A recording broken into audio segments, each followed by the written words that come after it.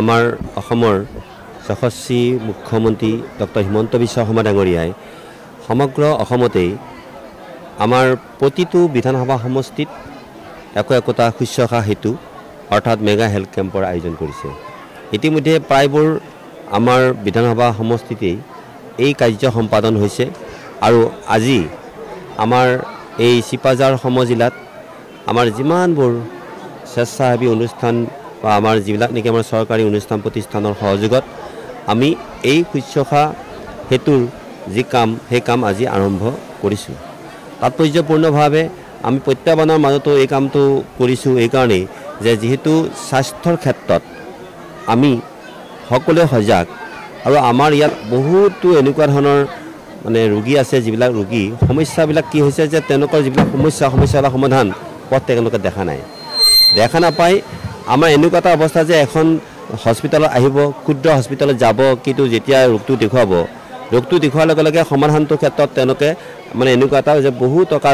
বহু ধৰণৰ মানে বিনিয়োগৰ কথা তাত নিহিত হৈ থাকে বাবেই মাননীয় মুখ্যমন্ত্ৰী এটাই কথা যে আমি যিমানবোৰ সুবিধা আগবঢ়াইছোঁ এই সুবিধাৰ মাজতো যিসকল আমাৰ এই মানে স্বাস্থ্যৰ ক্ষেত্ৰত তেওঁলোকে যি ধৰণে এটা নিৰাশাবাদী দৃষ্টিভংগীৰে তেওঁলোকে জীয়াই আছে সেইসকল হতভগীয়া লোকক আমি কেনেধৰণে বিভিন্ন ধৰণৰ চিকিৎসা সেৱা আগবঢ়াব পাৰোঁ, যিবিলাক চিকিৎসাই এটা সমাধান পথ দিব নোৱাৰে সেই সমাধান পথটো তেখেতে দেখুৱাই দিছে। কেনেকৈ যে আজি ইয়াত যিমানবোৰ আমাৰ ৰোগী আহিছে এই ৰোগীসমূহৰ যদি তেওঁলোকৰ চিকিৎসাৰ ক্ষেত্ৰত ক'ৰবাত যদি বিশেষজ্ঞৰ ওচৰত নিব লাগে, ক'ৰবাত যদি অসমৰ বাহিৰলৈ নিব লাগে, সেই ধৰণে এটা প্ৰচেষ্টা গ্ৰহণ কৰিছে তেখেতে। আৰু সেইকাৰণেই ইয়াত যিবিলাক আমি যিসকল শুশ্ৰূষা বা যিসকল ৰোগী সেইসকলক মাতিছোঁ কিহৰ কাৰণে যে আপোনালোকে ইয়ালৈ আহক, আপোনালোকে সাধাৰণভাৱে নিজৰ অসুখখিনি দেখুৱাওক, কিন্তু ইয়াত যিবিলাক জটিল ৰোগ আছে যিবোৰ ৰোগৰ বাবে আপোনালোকে আক্ৰান্ত হৈ আছে সেই আক্ৰান্ত হোৱা সকলো ৰোগীকে একোটা সমাধানৰ পথ নিৰ্ণয় কৰিবৰ কাৰণে আৰু গোটেইখিনি যাৱতীয় খৰচ আমাৰ চৰকাৰৰ পৰা কৰিবৰ কাৰণে আমাৰ মাননীয় ডক্টৰ হিমন্ত বিশ্ব শৰ্মা ডাঙৰীয়াৰ এইটো এটা অত্যন্ত গুৰুত্বপূৰ্ণ এইটো আঁচনি। আৰু আপোনালোকে জানে যে 50টা বিভাগ ইয়াত সংযোগ কৰা হৈছে আৰু এই 50টা বিভাগৰ যিখিনি মানুহ জড়িত হৈ আছে আমি প্ৰায় আজি এমাহ ধৰি বা 2 মাহ ধৰি আমি সকলোকে জনাই দিছোঁ যে আপোনালোকে এই মেগা হেল্থ কেম্পটো আহক।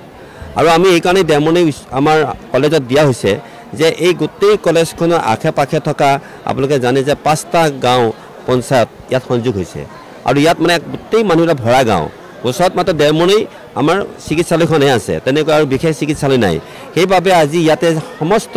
চিপাঝাৰ সমষ্টিৰ যিবোৰ গুৰুত্বপূৰ্ণ স্থান সেই গুৰুত্বপূৰ্ণ স্থানত যিসকলে আজি ৰোগত ভুগিও আক্ৰান্ত হৈও তেওঁলোকে সমাধানৰ পথ দেখা নাই সকলোকে আজি ইয়াত মতা হৈছে। আৰু প্ৰতিকূল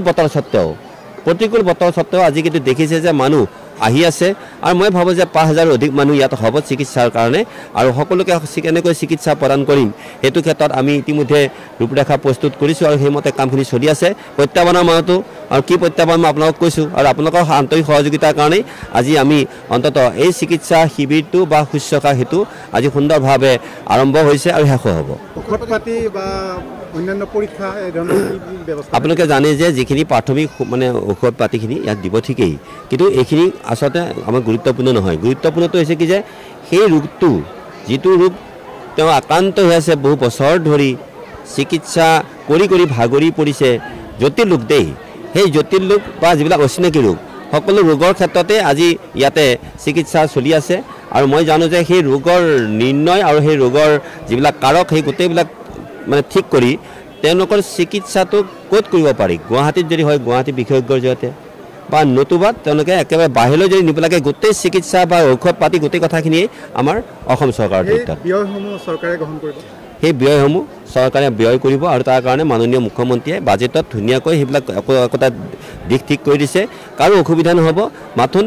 আমাৰ আপোনালোকৰ সহযোগিতা কামনা কৰিলোঁ যে যিসকল হতভগীয়া যিসকলে নেকি বহুবাৰ চেষ্টা কৰিও ৰোগৰ পৰা মুক্ত হ'ব পৰা নাই সেইসকলক খবৰ দি পেলাই ইয়ালৈ অনাটো গুৰুত্বপূৰ্ণ, কাৰণ আজি আমি সন্ধিয়ালৈকে এই শুশ্ৰূষা আমাৰ হেতু আমাৰ কাম চলি থাকিব।